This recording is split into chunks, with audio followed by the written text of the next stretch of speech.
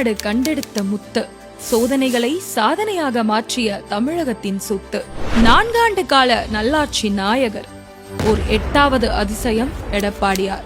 புரட்சி தலைவி ஜெயலலிதா அவர்களது மறைவுக்கு பிறகு ஒரு குழப்பமான அரசியல் சூழல் தமிழகத்தில் ஏற்பட்டது. அந்த நெருக்கடியான காலகட்டத்தில் 4 ஆண்டு காலம் ஒருவர் முதல்வர் பதவியில் நீடிப்பது என்பது அவ்வளவு எளிதான வேலையல்ல.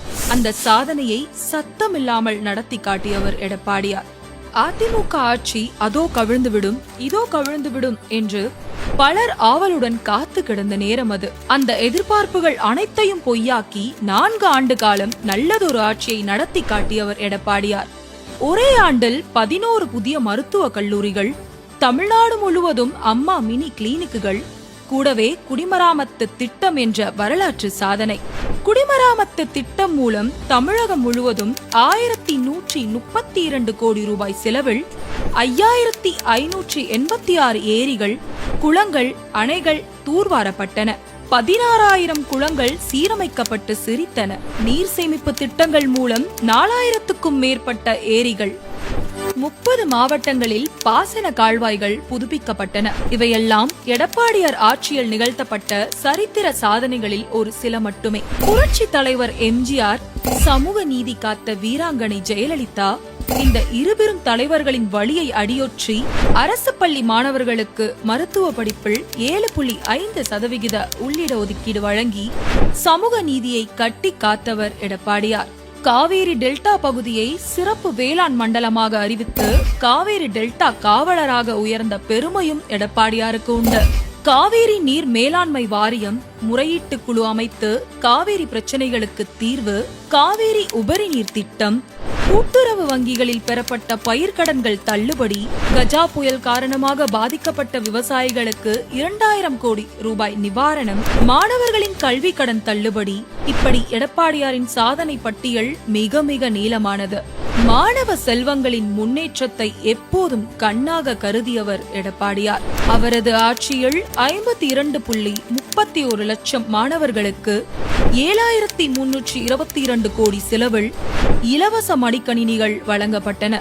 அரசு பள்ளிகளில் ஸ்மார்ட் வகுப்பறைகள் அறிமுகம் செய்யப்பட்டன. கொங்கு மண்டல விவசாயிகளின் 60 ஆண்டுகால கனவான அத்திக்கடவு அவிநாசி திட்டத்துக்கு நிதி ஒதுக்கி குறிப்பிடத்தக்க சாதனையை புரிந்தவர் எடப்பாடியாரின். இந்த சாதனைகளை பட்டியலாக தொகுக்க முயல்பவர்கள் எதை சேர்க்க எதை விட என்று திணறி திண்டாடித்தான் போனார்கள். 70 ஆண்டுகால தமிழக வரலாற்றில் எந்த ஒரு முதல்வரும் சந்திக்காத சிக்கல்களை எல்லாம் சந்தித்தவர் எடப்பாடியார். கொரோனா, கஜா புயல் என பல பிரச்சனைகளை அவர் எதிர்கொள்ள வேண்டியிருந்தது.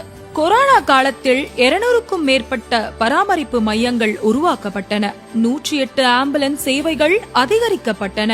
கொரோனா காலத்தில் மருத்துவ கருவிகளின் தேவையை கருத்தில் கொண்டு ஆக்சிஜன், வென்டிலேட்டர் உள்ளிட்ட கருவிகள் அரசு மருத்துவமனைகளில் அதிக அளவில் இருப்பு வைக்கப்பட்டன. இதன் மூலம் மற்ற மாநில அரசுகளுக்கு முன்னுதாரணமாக தமிழக அரசு திகழ்ந்தது. எடப்பாடி பழனிசாமி அவர்கள் ஆட்சி காலத்தில் செய்யப்பட்ட நலத்திட்டங்கள், ஈர்க்கப்பட்ட முதலீடுகள், ஒப்பந்தங்கள், சாதனைகள் ஏராளம். நகர மேம்பாட்டு நாயகர், குடிமராமத்து நாயகர், காவேரி டெல்டா காவலர், அந்நிய முதலீட்டில் அதிசயம் நிகழ்த்தியவர், கர்ம வீரர் காமராஜருக்கு பிறகு தமிழகம் கல்வி படிக்கட்டுகளில் மேலும் மேலும் காலூன்றி மேலேற காரணமானவர். எடப்பாடியாரை பற்றி இப்படி அடுக்கிக் கொண்டே போகலாம். எளியவரும் முதல்வராக உயரலாம் என்பதற்கு ஓர் இமாலய எடுத்துக்காட்டாக திகழ்ந்தவர் எடப்பாடியார். மாமனிதர், மகத்தான தலைவரான இரும்பு தேசத்து கரும்பு மனிதர் எடப்பாடியாரின் புகழ் என்றும் நின்று நிலைக்கும். அவரது ஆட்சி மீண்டும் வந்து தமிழகத்துக்கு பெருமை சேர்க்கும்.